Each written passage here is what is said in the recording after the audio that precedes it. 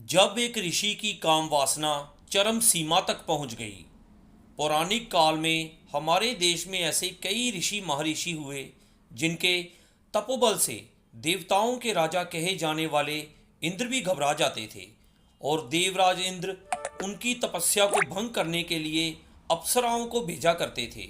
वैसे तो ऐसे ही कई कथाओं के बारे में आप सभी ने सुना होगा, परंतु आज हम आपको एक ऐसे ऋषि की कथा बताने जा रहे हैं जिनकी तपस्या से घबराकर जब इंद्र ने एक अप्सरा को भेजा तो उस ऋषि ने अप्सरा के साथ करीब हजारों वर्षों तक भोग विलास किया।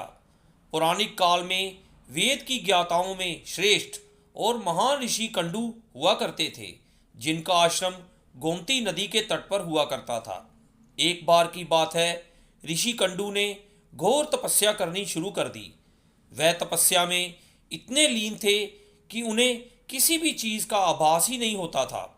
इस तरह ऋषि को तपस्या में देखकर इंद्र घबरा गए कि कहीं ऋषि कंडू उन्हें तपस्या के बल पर उनके राज सिंहासन से अलग न कर दें, और इसी डर के कारण इंद्रदेव ने ऋषि कंडू की तपस्या भंग करने के लिए प्रमलोचा नाम की अप्सरा को पृथ्वीलोक पर भेजने का निर्णय किया। फिर अप्सरा को अपनी सारी योजना बताई। इंद्र की योजना के अनुसार प्रमलोचा अप्सरा पृथ्वी के लिए प्रस्थान कर गई। प्रमलोचा जब ऋषि कंडू के सामने पहुंची तो ऋषि कंडू उसके रूप को देखकर उस पर मोहित हो गए और उसे अपने साथ लेकर मंद्राचल पर्वत की गुफा में चले गए। ऋषि कंडू उस अप्सरा के साथ पूरे 100 वर्षों तक भोग विलास करते रहे। जब 100 वर्ष बीत गए तब एक दिन अप्सरा प्रमलोचा ने ऋषि कंडू से कहा कि हे ऋषि, मैं स्वर्ग लोक वापस जाना चाहती हूँ, इसलिए मुझे आप प्रसन्नता पूर्वक विदा कीजिए। अप्सरा की ये बात सुनकर ऋषि उदास हो गए और उन्होंने कहा, हे देवी, अभी थोड़े दिन और रुक जाती तो अच्छा होता। ऋषि की बात सुनकर अप्सरा कुछ दिन और पृथ्वी लोक पर रुकने की बात मान गई। अब फिर से ऋषि कंडू ने उस अप्सरा के साथ अगले 100 वर्षों तक भोग विलास किया। अगले 100 वर्षों बाद फिर एक दिन अप्सरा ने ऋषि कंडू से कहा कि ऋषि, मुझे यहाँ पर आए हुए बहुत समय हो गया है, अब तो आप मुझे स्वर्ग लोक जाने की आज्ञा प्रदान करें। ये बात सुनकर ऋषि कंडू फिर से परेशान हो गए और उन्होंने अप्सरा को फिर से कुछ दिन रुकने को कहा। इसी प्रकार कई 100 वर्ष बीत गए और जब भी अप्सरा प्रमलोचा स्वर्ग लोक जाने की बात ऋषि से कहती तो वह उसे किसी तरह से मना ही लेते और अप्सरा ऋषि के श्राप के डर से कुछ ना कह पाती। उधर महर्षि की काम वासना में लिप्त होने से अप्सरा के प्रति नित्य उनका प्रेम बढ़ता ही जा रहा था। एक दिन की बात है कि ऋषि अपनी कुटिया से तेजी से निकल रहे थे, तभी प्रमलोचा उनके पास आई और पूछा कि हे मुनि, आप कहाँ जा रहे हैं। ऋषि ने कहा कि हे भद्रे, दिन अस्त हो चुका है, अतः मैं संध्या योग उपासना करने जा रहा हूँ। अगर ऐसा नहीं किया तो मेरा धर्म नष्ट हो जाएगा। ये सुनकर प्रमलोचा बिना मुस्कुराए न रह सकी और बोली, हे सब वेदों के ज्ञाता, क्या आज पहली बार सूर्य अस्त हुआ है?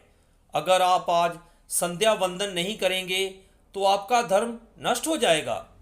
तब ऋषि कंडू बोले, हे भद्रे, नदी के इस समुद्र तट पर आज सवेरे ही तो तुम आई हो, मुझे भली भांति स्मरण है। मैंने आज ही तुमको अपने आश्रम में प्रवेश करते देखा था, अतः अब दिन के समाप्त होने पर संध्या काल हुआ है, लगता है कि तुम मेरे साथ उपहास कर रही हो। तब प्रमलोचा ने ऋषि से कहा कि हे ब्राह्मण श्रेष्ठ, आपका ये कथन सत्य है कि आपके आश्रम में मैं सवेरे आई हूँ, परंतु आज नहीं। जिस सुबह मैं यहाँ आई थी उस समय को तो सैकड़ों वर्ष बीत चुके। ये सुनकर महर्षि कंडू घबरा गए। हे सुंदरी, मुझे सही सही बताओ, तुझे मेरे साथ रमण करते कितना समय बीत गया। तब प्रमलोचा ने बताया कि आपको मेरे साथ रमण करते हुए 907 वर्ष 6 महीने 3 दिन हो चुके हैं। ये सुनकर ऋषि कंडू हैरान रह गए और बोले, हे प्रिय, क्या तुम सत्य कह रही हो या फिर मेरे साथ कोई मजाक कर रही हो? मुझे तो ऐसा प्रतीत होता है कि मैं तुम्हारे साथ एक दिन ही रहा। तब प्रमलोचा बोली, हे ब्राह्मण, मैं झूठ कैसे बोल सकती हूँ, वह भी उस समय जिस समय आप धर्म मार्ग का अनुसरण करने के लिए तत्पर होकर मुझसे पूछ रहे हो। मैं यहाँ पर किसी के कहने पर आई थी। मैं सारी घटना आपको बताती हूँ, परंतु ऋषि इसमें मेरा कोई दोष नहीं, इसलिए मुझे क्षमा कर दीजिए। तब ऋषि कंडू ने कहा कि मुझे जल्दी बताओ, तुम्हें यहाँ किसने भेजा था? तब प्रमलोचा ने कहा कि आपकी तपस्या से देवराज इंद्र को डर लगने लगा था और उन्होंने ही आपकी तपस्या भंग करने के लिए मुझे यहाँ भेजा था। प्रमलोचा के मुख से ऐसी बातें सुनकर ऋषि कंडू व्याकुल हो गए और बोले कि मुझे धिक्कार है, मेरा धर्म नष्ट हो गया। स्त्री को तो काम उपजाने के लिए ही रचा गया है, जिसने मेरी बुद्धि को भ्रष्ट कर दिया। इस स्त्री के संग रहकर मेरा समस्त जीवन नष्ट हो गया। इसलिए हे पापी स्त्री, अब तू जहां चाहे जा सकती है, क्योंकि तुझे इंद्र ने जिस कार्य के लिए भेजा था वह कार्य संपन्न हो गया। तुमने मेरा तप नष्ट कर दिया।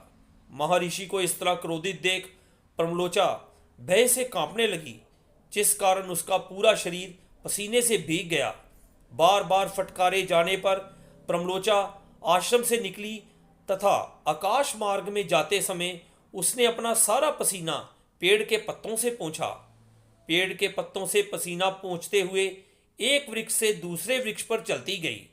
उस समय जो गर्भ प्रमलोचा ने स्थापित किया था वह भी उसके राम छिद्रों से निकलकर पसीने के रूप में उसके शरीर से बाहर आ गया। तब उस गर्भ को वायु ने इकट्ठा किया और सूर्य ने उसे ग्रहण किया और सूर्य अपनी किरणों से उसे पोषित करने लगा तथा समय पूर्ण होने पर उस वृषाग से मृषा नामक कन्या उत्पन्न हुई और ऋषि कंडू सूर्यदेव तथा वायु की भी पुत्री कहलाई। तो दोस्तों, आपको ये कहानी कैसी लगी कमेंट बॉक्स में ज़रूर बताएं। धन्यवाद।